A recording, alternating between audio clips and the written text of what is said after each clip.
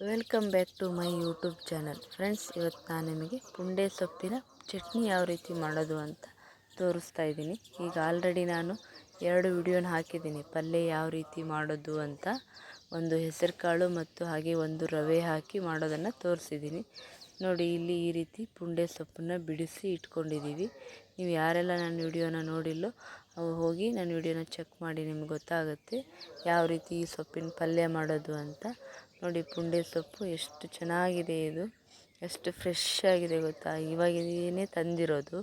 ನೋಡಿ ಎಷ್ಟು ಚೆನ್ನಾಗಿದೆ, ಬಿಡಿಸಿ ಇಟ್ಕೊಂಡಿದ್ದೇನೆ ಕಡ್ಡಿ ಎಲ್ಲನೂ. ಈಗ ಆಲ್ರೆಡಿ ನಾನಲ್ಲಿ 2 ವಿಡಿಯೋ ತೋರಿಸಿದ್ದೀನಿ, ಯಾವ ರೀತಿ ಬೇಯಿಸೋದು ಯಾವ ರೀತಿ ಮಾಡೋದು ಅಂತ. ಸೇಮ್ ಪ್ರೊಸೆಸ್ ಇದು ಬೇಯಿಸೋದು. ನೋಡಿ, ಈ ರೀತಿಯಾಗಿ ಬೇಯಿಸ್ಕೊಂಡಿತ್ತು.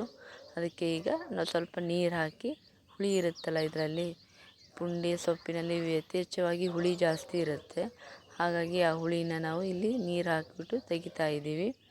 ನಿಮಗೆ ಹುಳಿ ತುಂಬ ಇದ್ದರೆ ಅಡ್ಡಿಲ್ಲ ಅಂದರೆ ನೀವು ಹಾಗೆ ಇಟ್ಕೋಬೋದು. ನಮಗಿಲ್ಲಿ ತುಂಬ ಹುಳಿ ಆಗುತ್ತೆ ಅಂತ ಹೇಳ್ಬಿಟ್ಟು ಆ ನೀರನ್ನು ನಾವು ತೆಗಿತಾ ಇದ್ದೀವಿ. ನೋಡಿ, ಇಲ್ಲಿ ಈ ರೀತಿ. ನನಗೆ ಈ ಪುಂಡೆ ಸೊಪ್ಪಿನ ಚಟ್ನಿ ಬಗ್ಗೆ ಗೊತ್ತಿರಲಿಲ್ಲ, ನಮ್ಮ ಅಕ್ಕನೇ ಮಾಡ್ತಾ ಇರೋದು. ಹಾಗಾಗಿ ನನಗೆ ಪಲ್ಯ ಮಾಡೋದು ಮಾತ್ರ ಗೊತ್ತಿತ್ತು, ರವೆ ಹಾಕಿಬಿಟ್ಟು. ನೋಡಿ ಎಷ್ಟು ಚೆನ್ನಾಗಿದೆ, ವಿಟಮಿನ್ ಚಟ್ನಿ ಅಂತಲೇ ಹೇಳ್ಬೋದು. ವಿಟಮಿನ್ ಸಿ ತುಂಬಾ ಇದರಲ್ಲಿ ಇದೆ. ಹಾಗಾಗಿ ಇದನ್ನು ನೀವು ಎಲ್ಲಾದರೂ ಸಿಕ್ಕರೆ ಯಾವುದೇ ಕಾರಣಕ್ಕೂ ಮಿಸ್ ಮಾಡಬೇಡಿ, ತಗೊಂಬಂದು ನೀವು ಪಲ್ಯನೋ ಅಥವಾ ಚಟ್ನಿನೋ ಮಾಡ್ಕೊಳ್ಳಿ, ತುಂಬ ಚೆನ್ನಾಗಿರುತ್ತೆ. ನೋಡಿ, ಈ ರೀತಿಯಾಗಿ ಸುಮಾರು ಹೊತ್ತನ್ನು ಮಿಕ್ಸ್ ಮಾಡಬೇಕು. ಈಗ ಇಲ್ಲಿ ಒಂದು ಪಾತ್ರೆಗೆ ಅದನ್ನು ತೆಗಿಬೇಕು. ನೋಡಿ, ಇದಕ್ಕೆ ಬೇಕಾಗಿರುವಂಥದ್ದು ಬೇಯಿಸಿಟ್ಕೊಂಡಿರುವಂಥ ಪುಂಡೆ ಸೊಪ್ಪು, ಈರುಳ್ಳಿ ತಗೊಂಡಿದ್ದೀನಿ. ಇಲ್ಲಿ ಹಸಿಮೆಣಸಿನ್ಕಾಯಿ ಹಾಕೋತಾ ಇದ್ದೀವಿ, ಹಾಗೆ ಜೀರಿಗೆ, ಕರಿಬೇವು ಹಾಕ್ತಾಯಿದ್ದೀವಿ. ಹಸಿಮೆಣಸು, ಜೀರಿಗೆ, ಕರಿಬೇವು, ಸ್ವಲ್ಪ ಉಪ್ಪು ಹಾಕಿಬಿಟ್ಟು ಅದನ್ನು ನಾವಿಲ್ಲಿ ಮಿಕ್ಸಿ ಮಾಡ್ತಾಯಿಲ್ಲ, ಈ ಹಿಂಡೆ ಕಲ್ಲು ಅಂತಾರೆ ಇದು ನಮ್ಮ ಕಡೆ. ಈ ಕಲ್ಲಲ್ಲಿ ಅರಿತಾ ಇದ್ದೀವಿ, ನಮ್ಮ ಅಕ್ಕ ಮಾಡ್ತಾ ಇರೋದು, ಅರಿತಾ ಇದ್ದಾರೆ ಇದನ್ನು. ನೋಡಿ, ಈ ರೀತಿಯಾಗಿ ಸಣ್ಣಗೆ ಮಿಕ್ಸ್ ಆಗಬೇಕದು. ಈ ರೀತಿ ಮಿಕ್ಸ್ ಆದಾಗ ಆ ಪುಂಡೆ ಸೊಪ್ಪು ಬೇಯಿಸಿಟ್ಕೊಂಡಿದ್ವಲ್ಲ ಅದನ್ನು ಕೂಡ ಅದರ ಜೊತೆಗೆ ಮಿಕ್ಸ್ ಮಾಡಬೇಕು.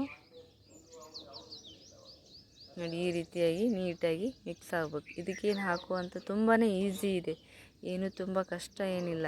ಇದಕ್ಕೆ ಹಸಿಮೆಣಸು, ಬೆಳ್ಳುಳ್ಳಿ ಇದು ಹಾಕಿದರೆ, ಬೆಳ್ಳುಳ್ಳಿ ಬೇಕಂದರೆ ಹಾಕೋಬೋದು, ನೀವು ಬೇಡ ಅಂದರೆ ಸ್ಕಿಪ್ ಮಾಡಿ. ನಾನು ಹಾಕಲಿಲ್ಲ, ಇಲ್ಲಿ ಈರುಳ್ಳಿ ಹಾಕಿದ್ದೀನಿ. ನೀವು ಈರುಳ್ಳಿ ಬೇಡ ಅಂದರೆ ಬೆಳ್ಳುಳ್ಳಿ ಹಾಕೋಬೋದು. ನೋಡಿ, ಇಲ್ಲಿ ಇಷ್ಟು ಅದು ಆಲ್ರೆಡಿ ಪುಂಡೆ ಸೊಪ್ಪು ಚೆನ್ನಾಗಿ ಬೆಂದಿರುತ್ತೆ, ಹಾಗಾಗಿ ಬೇಗನೆ ಪೇಸ್ಟ್ ಆಗುತ್ತೆ, ನೀಟಾಗಿ ಪೇಸ್ಟ್ ಆಗಿಬಿಡುತ್ತೆ ಬೇಗನೆ.